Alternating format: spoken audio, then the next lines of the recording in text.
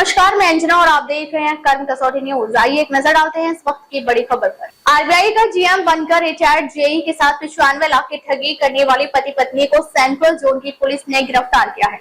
DCP central Atul Kumar Srivastava ने बताया कि कानपुर के शारदा नगर निवासी जितेंद्र कुमार श्रीवास्तव उत्तर प्रदेश निर्माण निगम के रिटायर्ड जेई हैं। उनके द्वारा पुलिस को बताया गया कि उनके साथ 95 लाख की ठगी हो गई है। इस पर पुलिस ने मुकदमा दर्ज करते हुए आरोपी दीपक सिंह और उनकी पत्नी आंचल सिंह को गिरफ्तार कर लिया है। डीसीपी ने बताया कि जितेंद्र कुमार ने अपनी नौकरी के दौरान 26 पॉलिसी कराई थी, जिसमें कुछ पॉलिसी का पेमेंट नहीं किया गया था। इस पेमेंट को निकालने के लिए गूगल पर पैसे निकालने का तरीका देखा गया, जिसमें फिशिंग साइट के जरिए आरोपी से फोन पर बातचीत हुई, जिसने अपने आप को आरबीआई का जीएम बताया और विश्वास दिलाकर पॉलिसी की रकम वापस करने के नाम पर फीस जमा कराई और धीरे धीरे करते करते 95 लाख रुपए की ठगी कर ली। यही अधिकारी बनकर धोखाधड़ी का मामला क्या है पूरा मामला? देखिए, जितेंद्र कुमार नाम के व्यक्ति हैं जो कानपुर के रहने वाले हैं।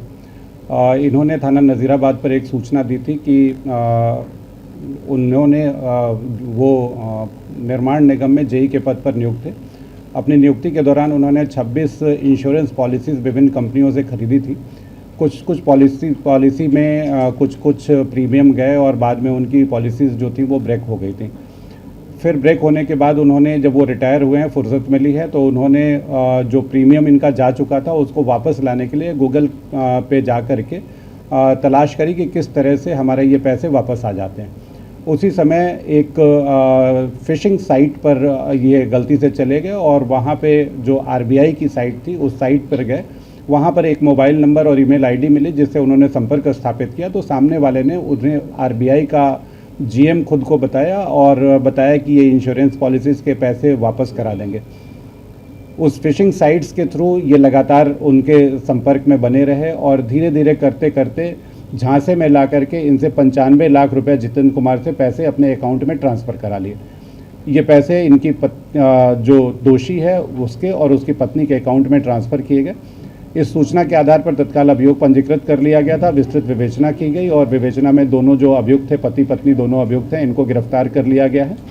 इनके कब्जे से जो ईमेल आईडी जिस लैपटॉप में चल रही थी, जिसमें फिशिंग साइट्स बनाई गई थी, उनको कब्जे में ले लिया गया है। मोबाइल वगैरह पकड़ा गया है। साथ में इस पैसे से जो एक एक्सयूवी खरीदी थी इन्होंने, वो बरामद कर ली गई है। विस्तृत पूछताछ की जा रही है। निश्चित रूप से ये पहली घटना नहीं है इस फिशिंग साइट के थ्रू जो इन्होंने धोखाधड़ी करी है, और भी करी होगी। उसके बारे में जानकारी इकट्ठी की जा रही है। जो भी आगे पूछताछ में प्रकाश में आएगा उनके आधार पर आगे कार्रवाई करेंगे। दोनों पति पत्नी किस तरीके से जानकारी देते? इन्होंने जैसा पहले मैंने बताया कि गूगल पे जा कर के इन्होंने एक फिशिंग साइट क्रिएट करी थी और वो फिशिंग साइट आरबीआई की थी। तो आरबीआई की साइट पे देख करके जब भी कोई आवश्यकता होता है तो आरबीआई की साइट पे गए और जा करके जब उन्होंने उस साइट पे जा करके तलाश किया तो मोबाइल नंबर मिला, कॉन्टैक्ट नंबर मिला और ईमेल आईडी मिली।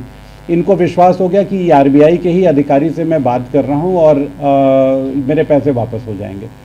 तो बाकी सामान्य जन से भी अनुरोध है कि कहीं भी आरबीआई या कोई भी बैंक जो है इस तरह के कॉल सेंटर के थ्रू या कॉल नंबर के थ्रू या ईमेल आईडी के थ्रू किसी से पैसे की मांग नहीं करता है। अगर ऐसी मांग कहीं पे की जा रही है तो इसका मतलब वो फिशिंग साइट है, जो देखने में सेम उसी तरह की वेबसाइट होती है जैसे कि ओरिजिनल वेबसाइट होती है। झांसे में आने की आवश्यकता नहीं है। सभी लोग सतर्क रहें, तभी साइबर क्राइम से बचा जा सकता है। ये लोग जौनपुर के रहने वाले हैं और यहाँ गिरफ्तारी कानपुर से की गई है। इनकी लाइफ टाइम की अधिकारी बनके घूमते थे कि ये निश्चित रूप से एक्सयूवी कार खरीद रखी है इन्होंने। लाइफ स्टाइल 95 लाख रुपए एक ही व्यक्ति से ठग लिए हैं, तो निश्चित रूप से अच्छी लाइफ स्टाइल में जी रहे हैं ये लोग। बाकी विस्तृत पूछताछ की जा रही है। पूछताछ में जो भी तथ्य प्रकाश में आते हैं उनके आधार पर कार्रवाई की जाएगी। सर इनकी बात मेरी 2022 से 23 में हुई है और इन्होंने मुझे कॉल किया था। कोई साइट मैंने बनाया नहीं था। गलती यही है कि मेरे पैर का ऑपरेशन था, मुझे पैसे की नीड थी और इनको अपनी पॉलिसी पर निकालने का नीड था। सर इनके अनुसार जो है 85 लाख रुपए मुझे भेजा गया। मैंने कभी अपना स्टेटमेंट चेक नहीं किया सर। पैसे कैसे झांसे में लेते थे, क्या बताते थे इनको? सर इनको आरबीआई का मैनेजर बताता था। अच्छा, कहाँ से तुम्हारे दिमाग में आ गया इस तरीके का अधिकारी बन गया? क्या सर पुलिस- कभी ऐसा कुछ नहीं था हाँ। जी।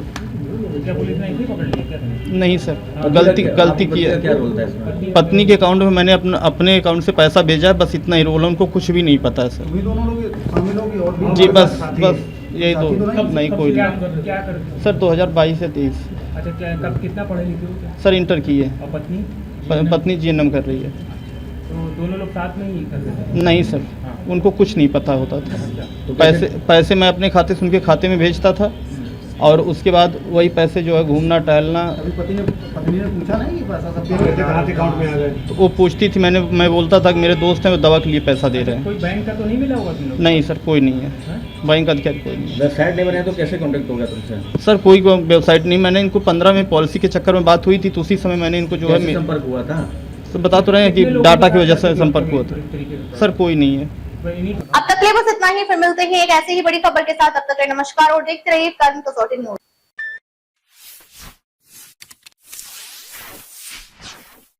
No, yeah. Yes, yeah. How, yeah? Activa has advanced ISS, yeah. Advanced ISS.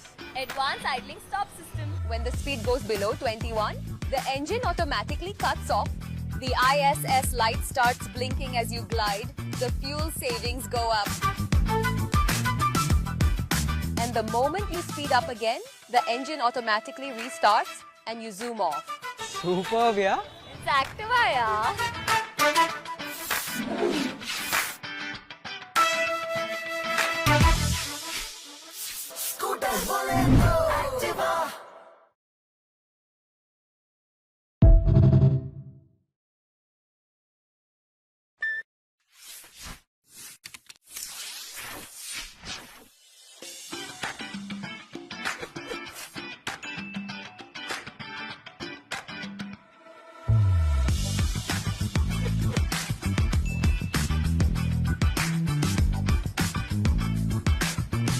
माँ एक्स्ट्रा क्लास